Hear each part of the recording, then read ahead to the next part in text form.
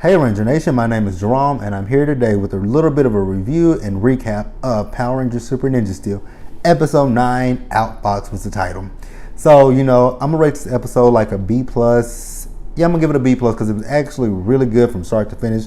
I enjoyed it thoroughly. You got a little bit of Mighty Morphin nostalgia in there with like the Bulk and Skull remix theme. And, you had Go Power Rangers throughout some of the points in the episode and all that kind of stuff. So it was really a really good episode.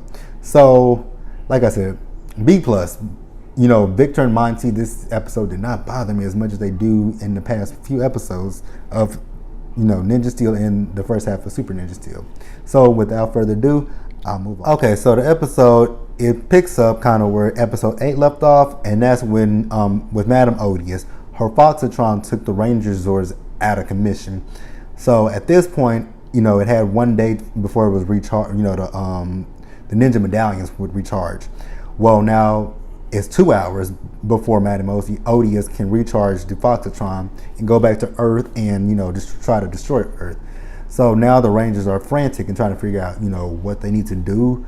They got to figure out something so that when the Foxatron comes back, they can stop Madame Odious.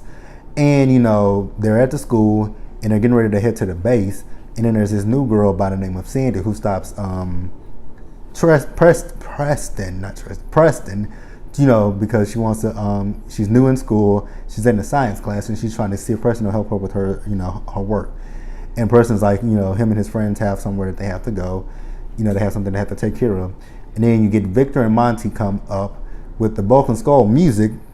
Now, I guess I kind of get it, they want to play on Bulk and Skull with Victor and Monty, but I don't really 100% like it, because Victor and Monty, I can kind of do without Victor and Monty, because to me, Victor and Monty are just a little bit annoying, to be quite honest with you.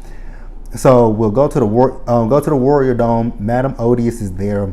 She's trying to charge up the ninja medallions, and then Wolverine and Venom come in, and they try to get their medallions, but Madame Odious is telling them the only way that they can get their medallions is if they destroy the Rangers. And if they don't destroy the Rangers, her Foxatron will be recharged, and she will, destroy them and both the Rangers at the same time. So the Rangers are going to their base to talk to Mick about what's going on with the the Power Star, the Zord Stars, and all that kind of stuff. And with the Zord Stars, Mick is saying that the Ninja Steel is too powerful. He can't really melt it down to fix the Zord Stars and all that kind of stuff. But then the Ninja Nexus Prism starts spinning, and in the Ninja Nexus Prism, you see the Blaze Zords, and Calvin points that out to the Rangers, and they go up to it, and then Mick takes some of the darts, he throws them in there, and Mick and Redbot are telling the Rangers to back up, because once they come out, they come flying out. But in this time, they start to form and they make their the Zord Stars. But this time the Zord Stars do not come out. The Zord Stars are actually stuck inside of the Ninja Nexus Prism. So the Rangers cannot just easily access them like they normally do when they throw the stars in there and they just fly right back out at them. Okay, so after the Zord Stars then come out of the Ninja Nexus Prism, you get 3 cloaked figures who appear in the base. The Rangers want to know how did they find out about their base. But the 3 cloaked figures basically tell the Rangers that they're not going to just be able to easily take those Power Stars, the Zord Stars, out of the Ninja Nexus Prism. They actually have to earn those prisms. They actually have to earn them. And, Levi, he says, but we're Rangers, why don't they just automatically come to us? And again, those cloaked figures tell them that, legend tells it that they have to earn those in order to get them. Which I kind of like that the Rangers have to earn their Zord Stars instead of actually just them flying back out at them. So I like that.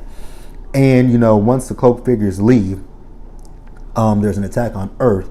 And, you have Wolverine and Venom. They're in the city attacking it, and the Rangers go into action. And once they get there, they start fighting. And Levi basically he's fighting Venom by himself, and he blasts her and she's like, she can't do this without her medallion. So she retreats back to the Warrior Dome and just leaves Wolverine there. So the Rangers are fighting him. They defeat him, but he doesn't, combust or anything like that. He just retreats back to the Warrior Dome as well. And then once the Rangers have defeated Wolverine in battle, they go back to the base to find that the Zord Stars still are stuck in the Ninja Nexus prison. They're all trying to figure out, what do they have to do if defeating monsters doesn't give them the Zord Stars? What do they have to do in order to get them? And at this point, they only have 1 hour before the Foxtron is fully recharged. So they don't know what to do at this point. So in the base, they're trying to come up with a plan for their Zord Stars. So Mick decides, hey, why don't we can maybe put them in a chemical bath and shock the Zord Stars back to life. And Calvin's basically jumpstarting the car. Mick says, not exactly, but kind of, sort of. So Mick gives the Rangers a list of things that he needs. So they go on this hunt for, the stuff that Mick needs to try to shock the Zord Stars back to life. So they're on their way there, and then there's their principal there, and she's by a drain, and her wedding ring has fell in, and it was her mother's wedding ring, and she needs help trying to get it out. So Calvin and Haley stay behind to help the teacher with that one. So, that leaves Sarah, Levi, Preston, and Brody to go try to get the stuff that Mick needs to shock the Zord Stars back to life. So they head over to the science lab where Monty and Victor are there with the other girl, Sandy, trying to help her with her science project. And, they're doing something, and Preston tells them they don't want to mix those two chemicals that they have together because it could be a bad reaction. But those two don't listen to what Preston is saying. They do it anyway, and it combusts and, goes into their hair, and it sticks those two together. So, Preston decides to stay behind to help the girl Sandy with her project, and that leaves Sarah, Levi, and Brody. So they get the stuff that they need, and they're on their way back to take the stuff to Mick, where they run into Calvin and Haley, who have finished what they needed to do by helping their teacher get her wedding ring out of that drain. So once they do that, they meet up, and you see Victor and Monty, who are still stuck together at the hair. So they give Calvin and Haley the stuff so that they can go give it to Mick. And then, Sarah takes a solvent out, and they go and help Victor and Monty to get those two unstuck from each other. So back at the base, Mick is shocking the Calvin Zord Star. He does bring the Zord Star back to life. But at this point, the Rangers just do not have any time, because at this point, Madame Odie's Foxtron is back, about to be back, and they still have 5 other Zord Stars that they need to reshock. Okay, so now the Ninja Nexus Prism, it starts spinning, and it throws out the Zord Stars, the Blaze Zord Stars, to the Rangers. And then the 3 cloaked figures come back again, and Brody asks them, why did we have to prove ourselves? The Prism already knows that we're worthy. And one of the cloaked figures, which I believe is Wes, it says that, what did you do in your most desperate of times today? So, it goes back to show what all they did. How Calvin and Haley helped their teacher get her wedding ring out of the drain, and how, Sarah, Brody, and Levi helped, Victor and Monty, and how Preston helped that young girl Sandy with her project. So that's the reason why the Rangers had, got their Zord Stars, because they proved themselves worthy of them by helping people who were in need and not, just out there fighting just to prove something. So that's the reason why the Rangers got their Zord Stars. And they got their Zord Stars just in time, because Wolverine is back and he's attacking the city, and they call on the Blaze Zords. And the Blaze Zords come, and like I said, they're fighting Wolverine. And once they're fighting Wolverine, Madame Odious comes down in the Foxtron, and she destroys Wolverine.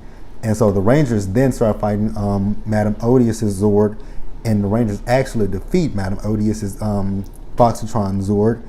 And you actually see those 3 cloaked figures once again. They're watching the Rangers while they're in the midst of battle.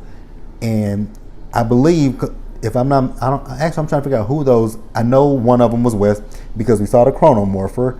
I'm trying to figure out who those other two were. I think I have like two suspicions of who they might have been. I either think the female was it's either Catherine or Gemma, and the other one who didn't talk, I'm wondering if that might be Coda or Tommy, but I'm pretty positive it's Coda. But I'm wondering if the female one, if that was Catherine or Gemma. But overall, this was a really good episode. We'll go to the end. Sarah and Haley are talking about those three cloaked figures, who they were, and if they'll see them again, which I'm pretty sure we're going to see them again in the 25th anniversary episode, which comes on this Tuesday, which I'm really excited for. I'm really excited for everything right now. Like, I'm excited for the 25th anniversary episode. I'm excited for Power Rangers Beast Morphers. Like, when I saw the cast reveal last Saturday, we have an African American who is a Red Ranger, and we have an Indian who is the Blue Ranger. Like, I'm really, really excited for Beast Morphers. So, like the video, leave your comments. If I did forget anything, put them in the comment section below. Subscribe to the channel, and I will see you guys on Tuesday for the 25th anniversary episode.